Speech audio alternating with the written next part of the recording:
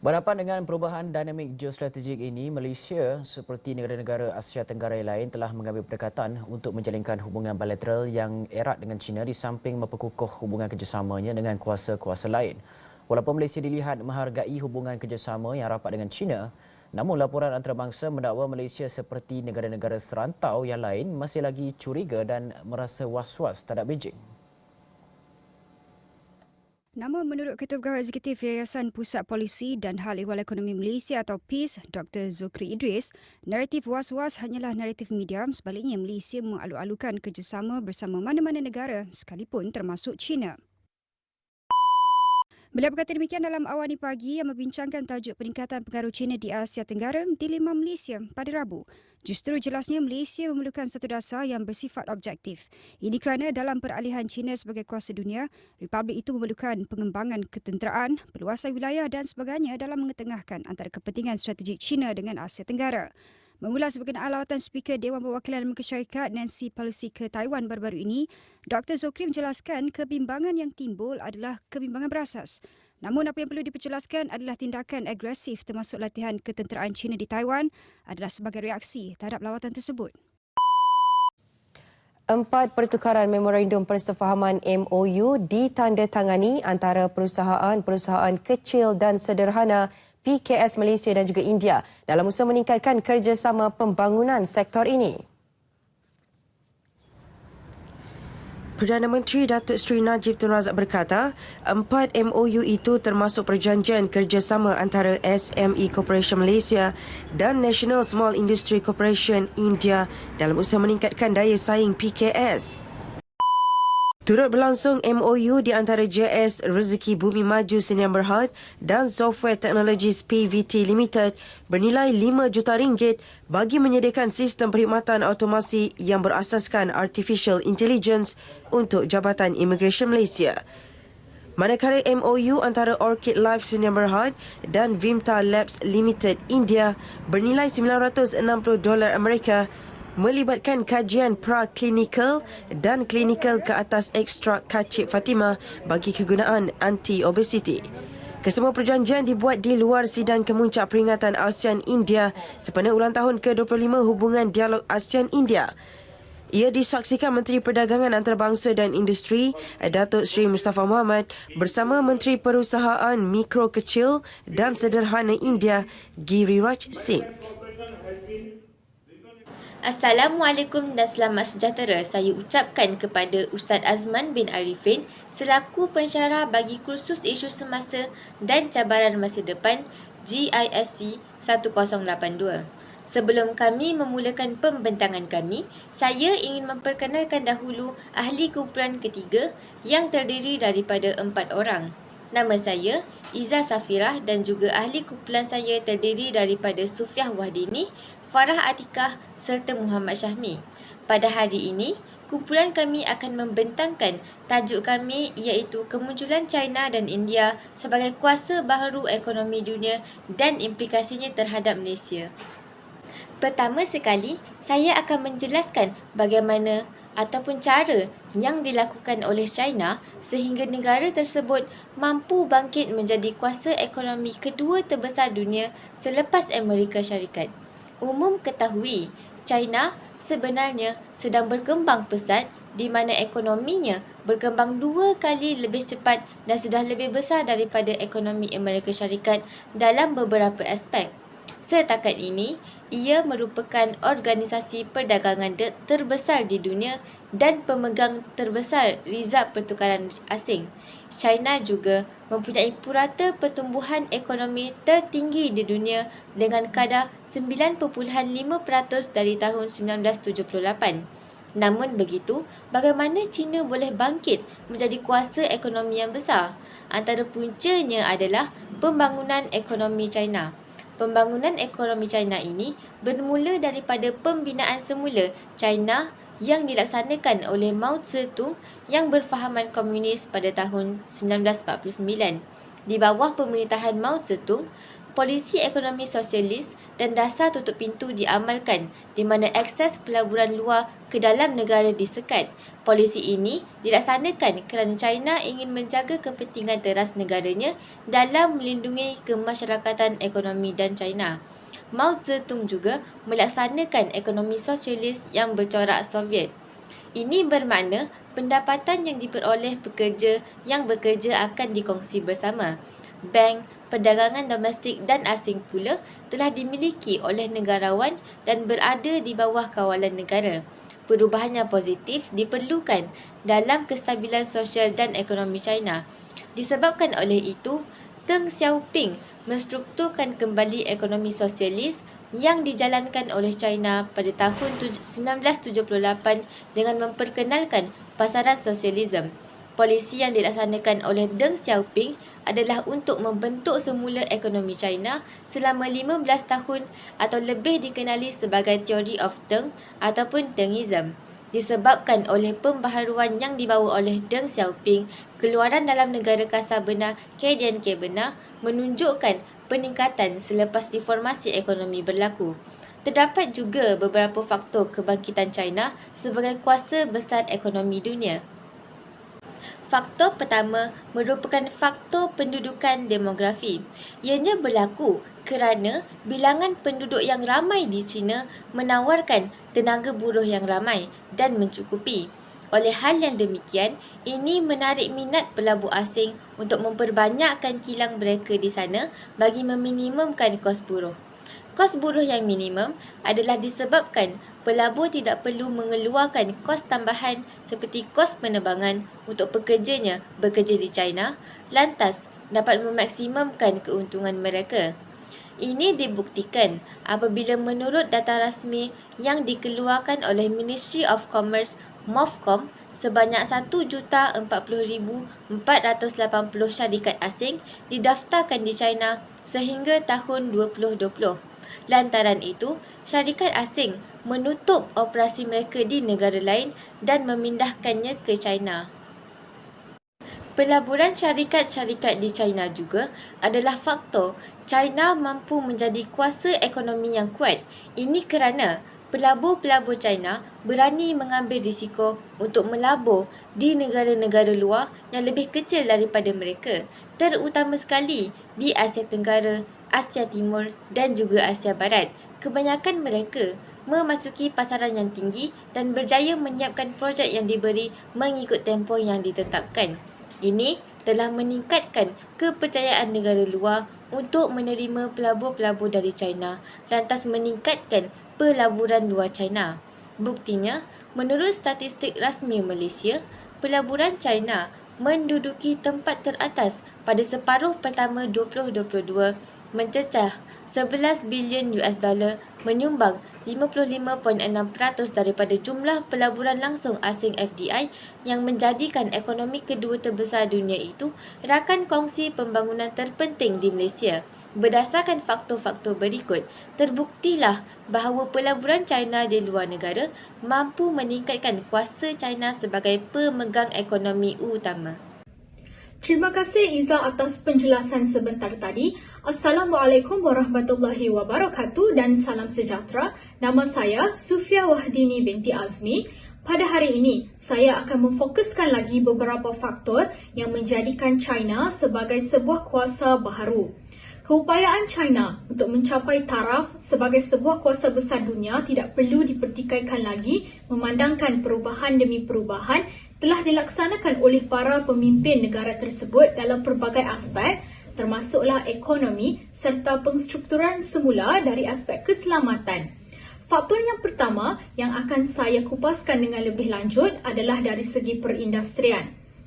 Pemimpin di China telah mengubah keadaan ekonomi pada lewat tahun 1978, iaitu pada ekonomi yang berpusat dan terancang kepada suatu sistem yang lebih berdasarkan kepada pasaran. Sistem ini telah beroperasi dalam ruang lingkup politik yang dikawal ketat oleh pihak komunis. Pada tahun 2000 pula, dengan bilangan penduduk sebanyak 1.26 bilion, China telah muncul sebagai sebuah negara kedua terbesar dari segi ekonomi di dunia selepas Amerika Syarikat.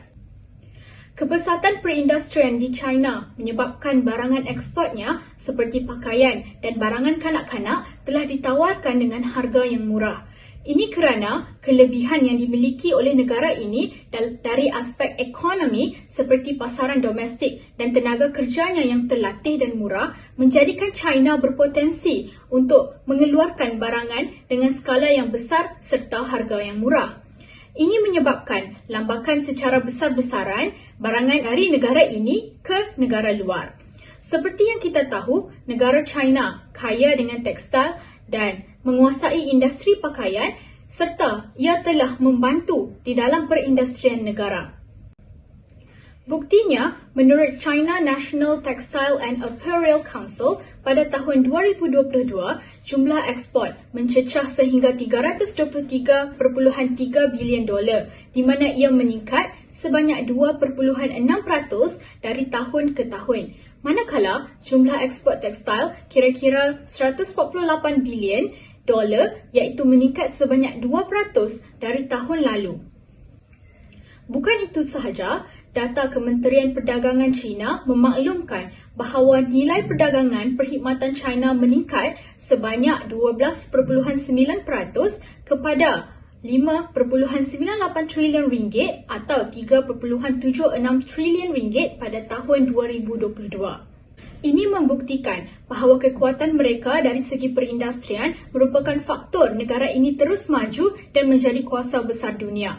Faktor yang kedua adalah dasar terbuka. Seperti yang kita tahu, perkembangan dalam hubungan dagang dan ekonomi China merupakan elemen yang sangat penting bagi membangunkan ekonomi negara tersebut. Menurut pandangan Deng Xiaoping, salah satu kelemahan China untuk terus maju ke hadapan adalah kerana dasar pintu tertutup yang telah dilaksanakan oleh mereka sebelum ini. Maka, negara China telah melaksanakan dasar pintu terbuka semenjak tahun 1977. Ia merupakan satu dasar yang membuka ekonomi China kepada perdagangan dan pelaburan antarabangsa.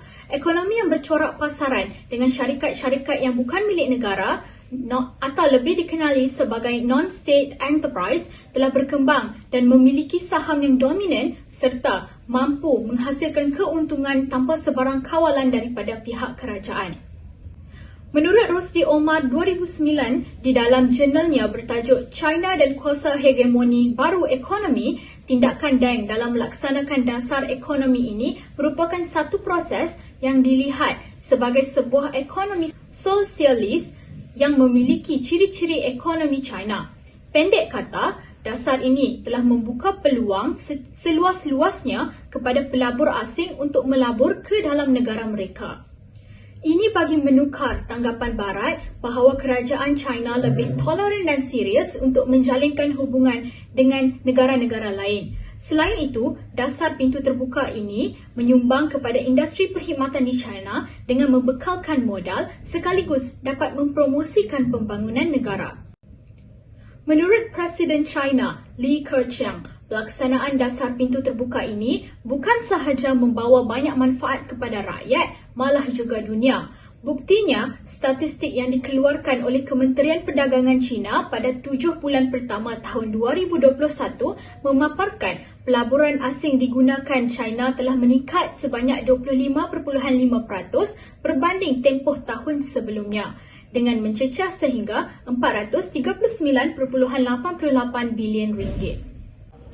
Ini membuktikan negara China telah berjaya mengekalkan statusnya sebagai destinasi tumpuan bagi pelaburan asing sekaligus dapat mempromosikan negara mereka di dunia. Faktor kekuatan China yang terakhir yang akan saya jelaskan pada hari ini adalah kedudukan geografi negara China yang strategik. Seperti yang diketahui, negara ini mempunyai tanah yang sangat luas serta bentuk muka bumi serta iklim yang pelbagai. Malah, dataran dan lembah sungai yang utama seperti Yangtze-kiang dan Huanghe telah dijadikan sebagai laluan perdagangan sejak azali lagi. Presiden China pada tahun 2013 iaitu Xi Jinping telah membentangkan rancangan Silk Road Economic Belt and 21st Century Silk Road atau lebih dikenali sebagai One Belt One Road. Ini bagi membantu menjamin keberlangsungan pertumbuhan ekonomi negara itu. One Belt bermaksud jalan darat merentasi laluan sutera pada masa silam bertujuan bagi mencari laluan alternatif agar dapat mengurangkan kebergantungan terhadap laluan laut yang terdedah kepada sekatan. One Road pula merujuk kepada Maritime Road, iaitu laluan laut yang pernah dipelopori semasa era dinasti Ming ketika zaman Zheng He ataupun Cheng Ho. Laluan laut ini membantu merentas daripada China ke Asia Tenggara sehingga ke pantai timur Afrika. Secara geografinya, projek ini membantu dalam menghubungkan antara jalan darat dan jalan laut. Selain daripada berupaya menguasai kedua-dua laluan, kedudukannya yang strategik menyebabkan negara ini sangat kaya dengan sumber mineral, bahan galian dan hasil bumi. Buktinya, menurut sebuah laman sesawang Harakah Daily, China merupakan salah sebuah negara yang menjadi pengeluar minyak mentah dunia.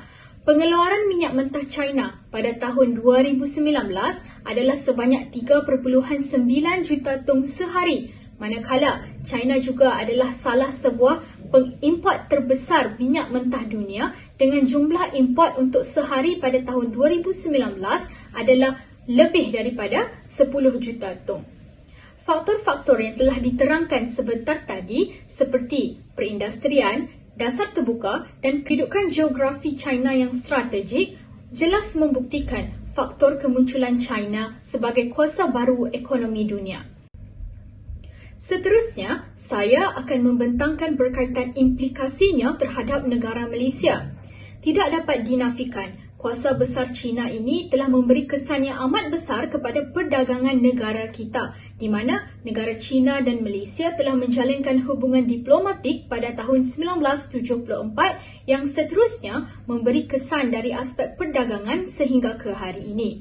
Menurut Wan Hazwani Wan Hamidi 2015, China telah menjadi sumber terbesar import dan pasaran ekspor kedua terbesar kepada Malaysia. Ini kerana kebanyakan import Malaysia adalah dari negara tersebut.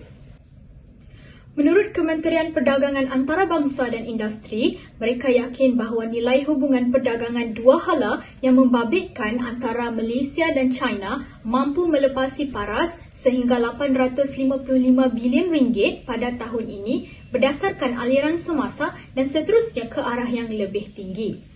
Setakat itu sahaja daripada saya pada hari ini. Seterusnya, saya akan serahkan kepada Iza untuk mengupaskan dengan lebih lanjut berkaitan implikasi terhadap Malaysia berkaitan dengan aspek perdagangan. Terima kasih Sufiah. Tambahan pula, kebangkitan China telah memberi suatu nilai tambah terhadap kadar perdagangan antara ASEAN China termasuklah Malaysia. Kemampanan ekonomi China dari tahun ke tahun menyebabkan hubungan multilateral perdagangan antara China ASEAN bertambah kukuh. Hubungan perdagangan yang baik tersebut telah meningkatkan kadar import-ekspor antara kedua-dua pihak dan pencapaian ini memberi suatu keuntungan terhadapnya. Lagi pula, penglibatan China dalam World Trade Organization WTO semakin membuka peluang hubungan perdagangan yang baik antara negara dan interaksi tersebut memudahkan akses perdagangan antara negara dan hal ini sudah tentunya menambahkan nilai unjuran pendapatan GDP per kapita setiap tahun. Kesimpulannya, dengan transformasi ekonomi yang dilakukan oleh negara China, mereka mampu bangkit sebagai kuasa besar ekonomi dunia, lantas memberi impak yang signifikan terhadap dunia, terutamanya Malaysia. Baik, terima kasih saya ucapkan kepada Iza dan Suf atas pembentangan media tadi.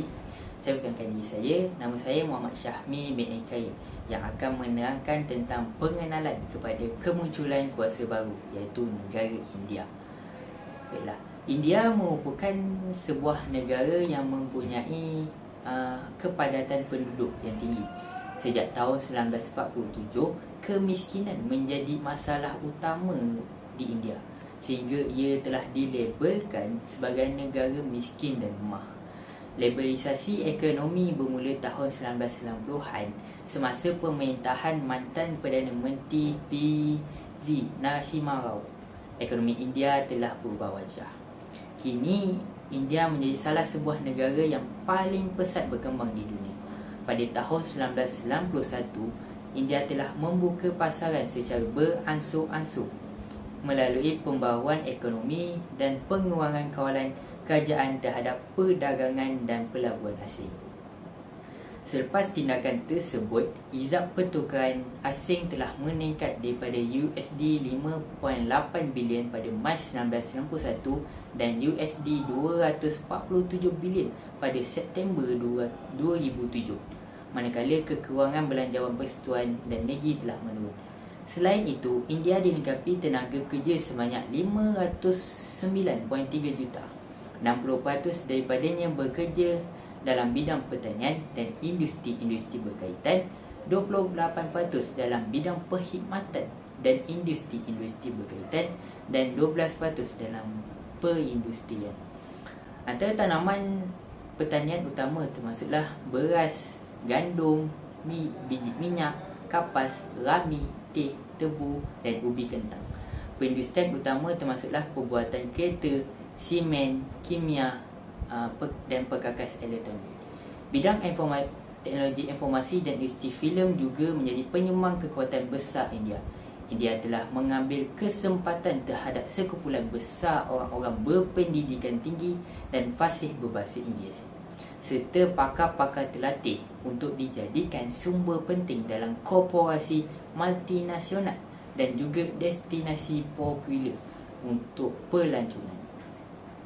Salah satu negara yang menjadi rakan perdagangan utama India ialah Amerika Syarikat. Amerika Syarikat mengeksport peralatan-peralatan kesihatan, peralatan pesawat dan mesin-mesin canggih, besi tua, alat komputer dan sebagainya. India pula mengeksport berbagai macam hasil pertanian, logam mulia, permata, bahan kimia dan lain-lain lagi ke Amerika Syarikat. Perkembangan ekonomi semasa menunjukkan bahawa terdapat beberapa buah negara yang muncul sebagai kuasa baru di dalam bidang ekonomi dunia. Salah satunya ialah negara berkenaan ialah negara India lah.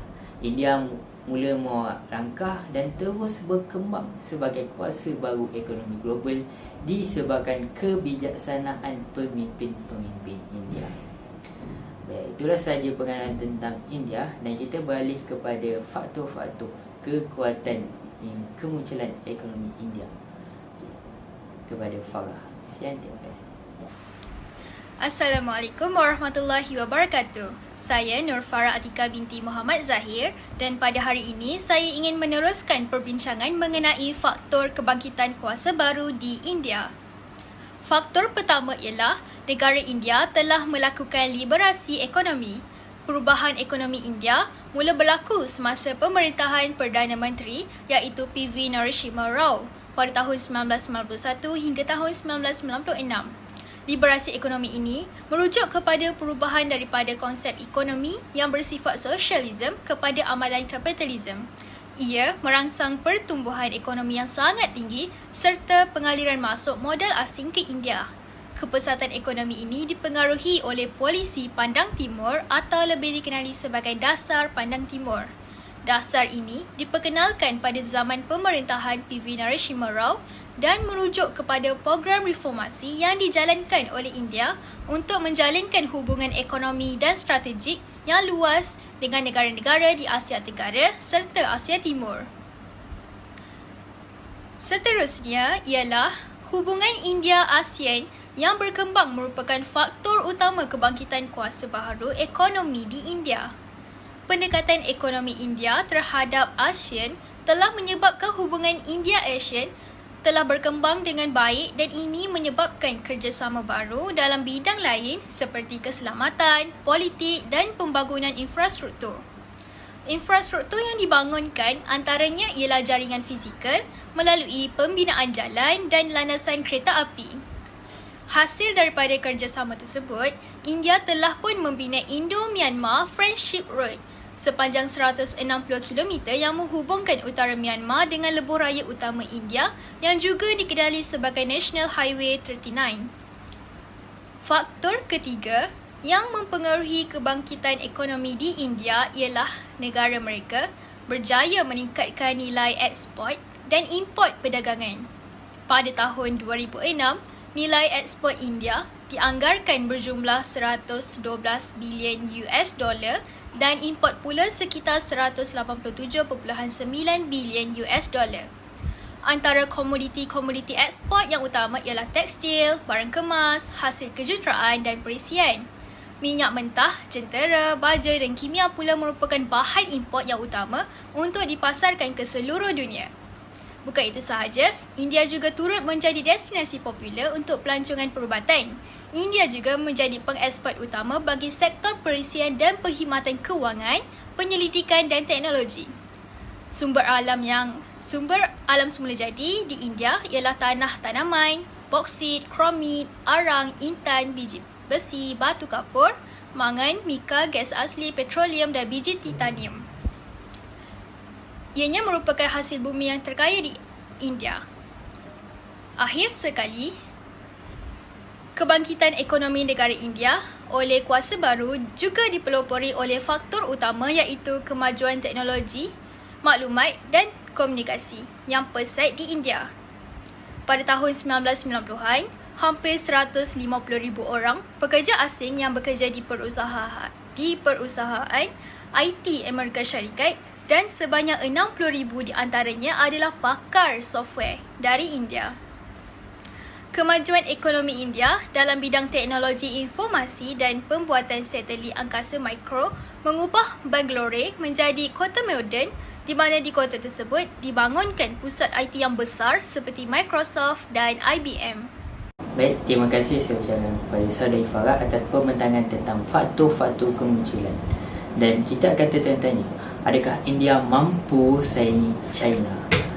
Pada tahun 2005, mula timbul tentang kemungkinan India boleh mengisi peranan penting sebagai pengimbang kepada China. Apabila diambil kira paduan ekonomi antara China dan India, maka gabungan kerjasama ini akan kelihatan lebih besar.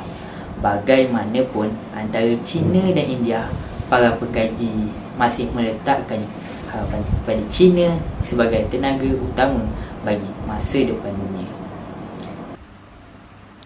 Seterusnya, saya ingin membentangkan kemunculan kuasa baharu ekonomi India bukan sahaja mendatangkan kesan kepada banyak pihak, namun melibatkan beberapa implikasi terhadap negara kita iaitu di Malaysia.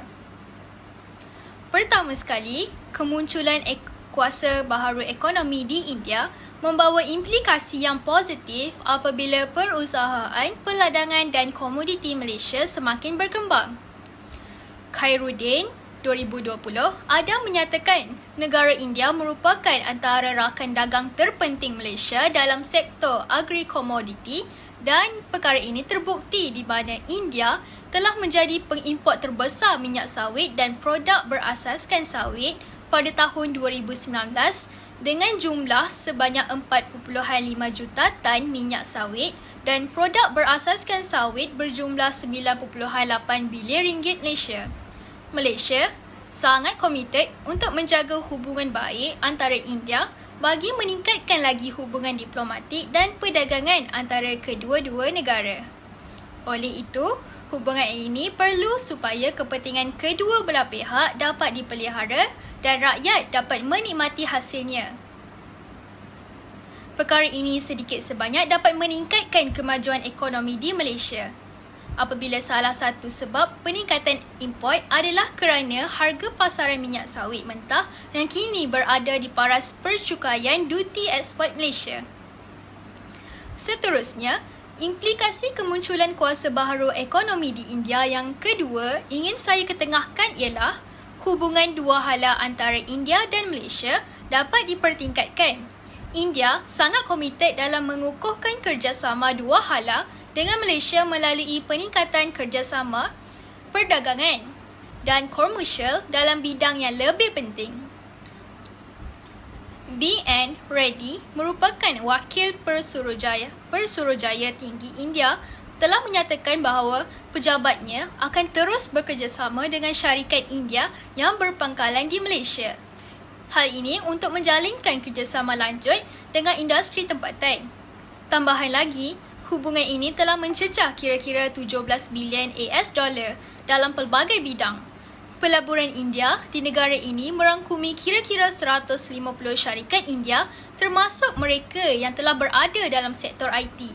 Kolaborasi ini mampu meningkatkan hasil pemerdagangan dalam sektor ekonomi untuk kedua-dua buah negara. Baik, terima kasih. Implikasi kemunculan kuasa dunia ekonomi India yang terakhir terhadap Malaysia ialah berlakunya pelaburan yang tinggi antara India dan Malaysia, iaitu lebih 500 masyarakat dari India telah melabur sebanyak 12,57 bilion ringgit di Malaysia dan menyumbang kepada 20,000 peluang pekerjaan. Manakala syarikat Malaysia pula melabur 29.33 bilion ringgit di India, sama ada secara terus atau melalui negara ketiga. Pelbagai perniagaan India yang terbabit dalam sektor di Malaysia seperti ITC, bioteknologi, pembuatan dan perkhidmatan kewangan. Menurut Pusurujaya Tinggi India ke Malaysia, BNAD, India telah muncul sebagai 10 rakan dagang Malaysia di peringkat global. Beliau juga menekankan bahawa India dan Malaysia perlu berkongsi ikatan persahabatan yang mendalam dan kekal, berakar umbi dalam hubungan sesama rakyatnya, kerana persahabatan ini melangkaui hubungan diplomatik antara kedua-dua negara sejak 1957. Di samping itu, lebih 250,000 warga India terdiri daripada profesional dan pekerja turut menyumbang kepada ekonomi Malaysia. Beliau merakamkan setinggi-tinggi penghargaan kepada kerajaan Malaysia kerana memudahkan warga India yang untuk terus berkejaya, untuk terus kerja mereka di Malaysia. Baiklah, kita sudah sampai ke hujungnya. Apa yang saya dapat simpulkan daripada pembentangan ini ialah perkembangan ekonomi dunia semakin rancak berkembang di dunia inilah. Negara yang maju dari segi ekonomi dan pengurusannya pasti akan menguasai ekonomi dunia seperti China dan India. Antara hasil yang dikeluarkan oleh negara China ialah sistem open door policy yang memperkenalkan perdagangan asing dan perusahaan bebas bergerak yang menjadi faktor utama perkembangan ekonomi mereka. Manakala India pula sebuah negara demokrasi yang lemah dalam perniagaan untuk terus berkembang maju. Berakhirnya Perang Dingin pada awal 1990, India mula bangkit dan mempromosikan ekonominya serta maju dalam industri. Justeru saya berharap negara Malaysia dapat belajar daripada kemajuan mereka dan sentiasa mengadakan hubungan yang baik dengan negara maju supaya kita dapat berdaya saing dan terus berkembang hingga pesada dunia. Itu saja daripada kami. Sekian, terima kasih. Assalamualaikum.